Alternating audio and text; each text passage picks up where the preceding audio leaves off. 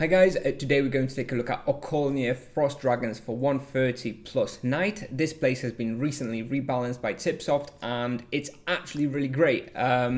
It's still very annoying to hunt due to the paralyzers, but results wise it's actually really quite good. So just a quick screenshot there, hunt analyzer. I was able to upkeep over 1.5 kk per hour on my 168 EK. So the starting level I recommend here is 130 plus, otherwise it's going to be a little bit too slow, the paralyzers are going to be too annoying, and in certain places you have like 5-6 frost dragons, so I recommend 130. You could maybe do it a little bit earlier, but I think 130 is a nice safe spot. So 1.55 raw, about 2.3 on 150. Loot still sucks, frost dragons still never drop anything, so you're going to be wasting probably about 75k per hour. Plus imbue cost as well. So it's not really a profit spot, obviously, but it's pretty good experience, and bestiary as well for frost dragons and for hatchlings. Difficulty I give it 4 out of 10, and bestiary will take you 2 hours for frost dragons and 2.5 hours for frost dragon hatchlings. Now, just to give you an example of how good this experience actually is compared to other popular spots, I've listed the results for various popular spots in this table on the right. This is on a sort of like a popular level 130, 150 EK. And popular spots like Heroes Edron, Carlin Cult, and Nightmare Scions have less experience than Okolnir Frost Dragons now. Frost Dragons will yield more experience than those. And spoiler for the next video, Sunken Quarter and Yalaha after the rebalance is even better than Okolnir Frost Dragons and actually yields about 1.6 raw, which is really incredible. And those two places now are only behind, the real heavy hitters like Barkless, Lurkers, Ormond West, and Edron Were Creatures as well. But Edron Were Creatures is pretty close, but obviously Ormond West, Lurkers, and Barkless are just the top tier experience spawns, and we're still a little bit away from them. But from now on, Okolnir Frost Dragons and Sunken Quarter are, in my opinion, basically kind of meta spots for, level 130 to 200 EKs. So those are going to become a little bit more popular. Moving on, what you will need for this place, Okolnir Frost Dragons, is, as mentioned, level 130 plus recommended. You will need to have completed the Barbarian Test quest to talk to Buddle. I think that's his name, Buddle, right? And you will need a best two-handed physical weapon of 3 imbue slots with full imbuements. And this place is now effectively hunted by knights, basically by everybody. Paladins, single target of crystalline arrows, druids, sorcerers with SDs around level 80, but I think maybe even druids and sorcerers on level 150 or 200 can AoE hunt here with like thunderstorms. Should be doable. Duos are also going to be pretty manageable, like a ED-EK duo around level 80, or any other combination of vocations will probably work.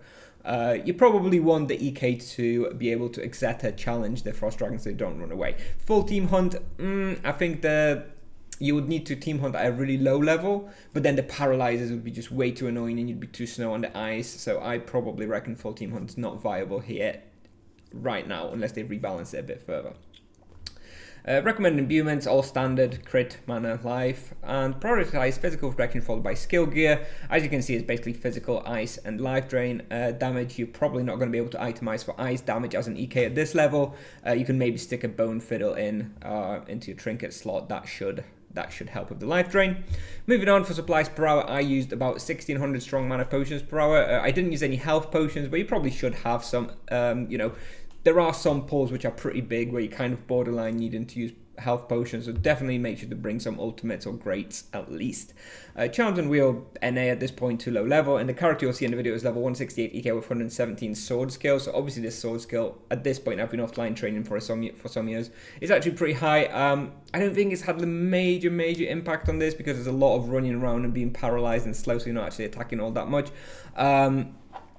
But even if you have lower skill, you should be aiming for that sort of 1.4, 1.5 raw at least. As for the route, it's going to be pretty complicated, unfortunately, due to the layout of Okolnir being quite ancient and awkward. We're going to be doing a lot of weaving between levels -2 to up to +2.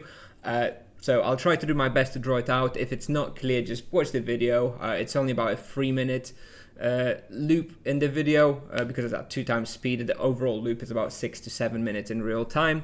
Anyway, let's try. Okay, so you get in at 0, as you know. You take the stairs up to +1, so you end up here. do somewhere a big pull from here. Just try to make sure to pull out as many Frost Dragons as possible. At that point, you're going to go back down to 0 here. You will come out here, do a big pull in here. Once you're done with that one, you will take the stairs down to -1 here. You will come out here and do a big pull in this room on -1. You will then jump down to -2, do a big pull here in this room.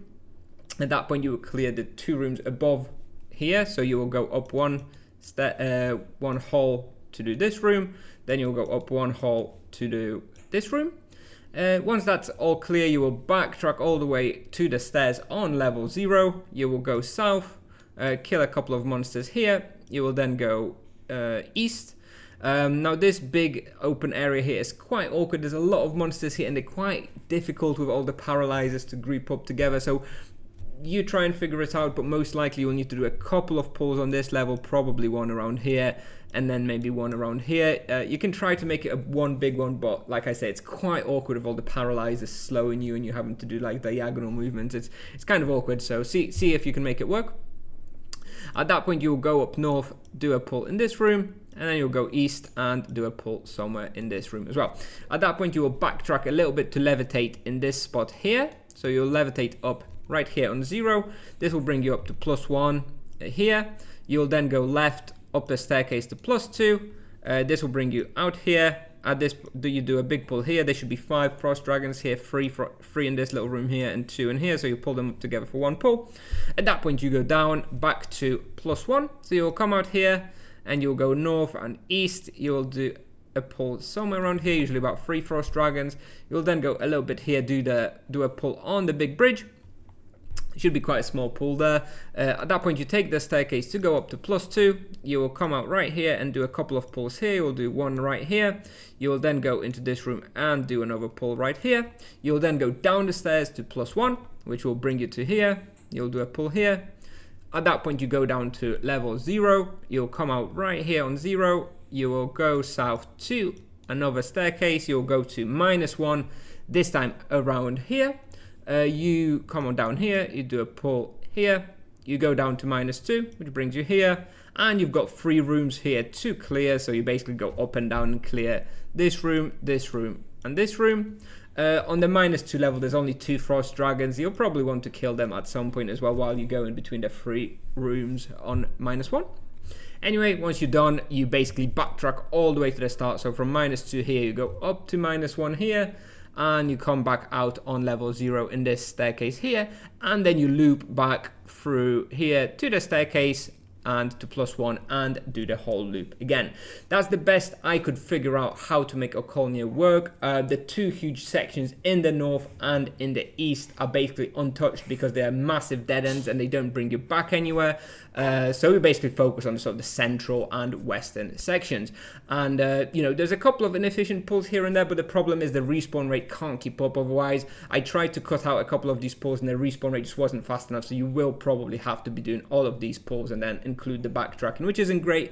But even with that, the experience is really quite great. So really, I expect this to be a new kind of meta spot for 130 plus EKs up to about level 200. So overall, a good change from Tipsoft, good rebalance. I'd like to see them reduce the paralyze frequency because of the increased density now. The paralyze is insane here. And also the northern and eastern sections of Okolnir could also do with a bit of layout reworks because it's just too much of a dead end and it just doesn't work.